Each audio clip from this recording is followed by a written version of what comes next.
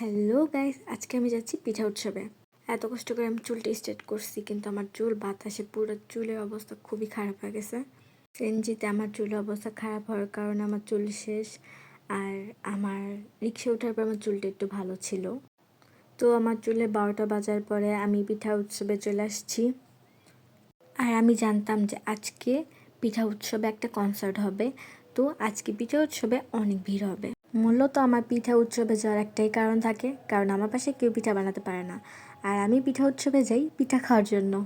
এখানে অনেক রকমের কেক ছিল, তো আমার কেক এতটা পছন্দ না, তো আমরা ঘোরাঘুরি করতে শুরু করি। এখানে অনেক রকমের জামা কাপড় ছিল, ব্যাগ ছিল, কিন্তু জামা কাপড়ের কোয়ালিটি খুবই খারাপ ছিল। এখানে ভাইয়া তাল আর খেজুরের রস বিক্রি করছে।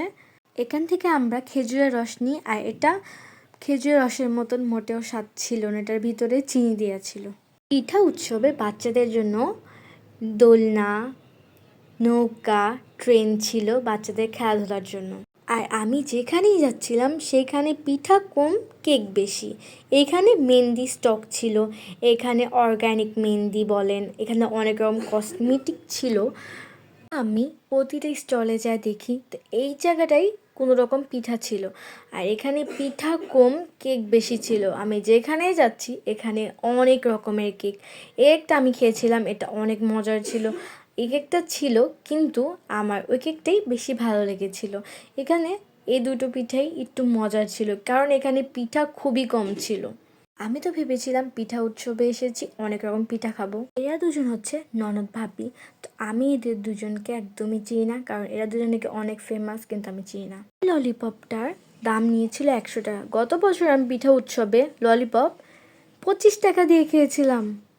আমি মূলত 1 ঘন্টা ধরে দাঁড়িয়েছিলাম গান শোনার জন্য, কিন্তু 1 ঘন্টা ধরে দাঁড়িয়ে থাকার পর ভাবছি এবার গান শুরু হবে, এবার গান শুরু হবে, কিন্তু গান শুরুই হচ্ছিল না।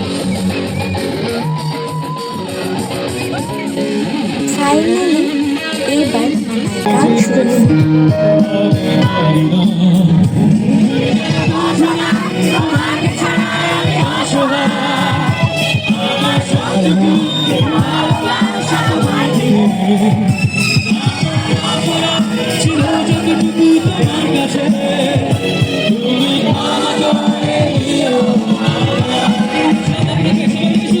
সেই তুমি কেন এত আছে,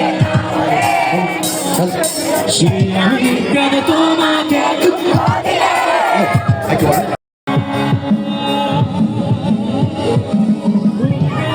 তো আমরা গানের কনসার্টে অনেক এনজয় করেছি। তো এনজয় শেষে আমরা এসেছিলাম চা খেতে। এখানে চাওয়ালা ভাইয়া চকলেট চা আর স্ট্রবেরি চা বানাচ্ছিল। তো আমি আর আমার বোন একটা চকলেট চা নেয়, আর আমি একটি স্ট্রবেরি চা নিই, কারণ স্ট্রবেরির চা আমি কখনো শুনি নাই। তো ফার্স্ট টাইম ট্রাই করতেছিলাম যে খেতে আদৌ মজা কি না।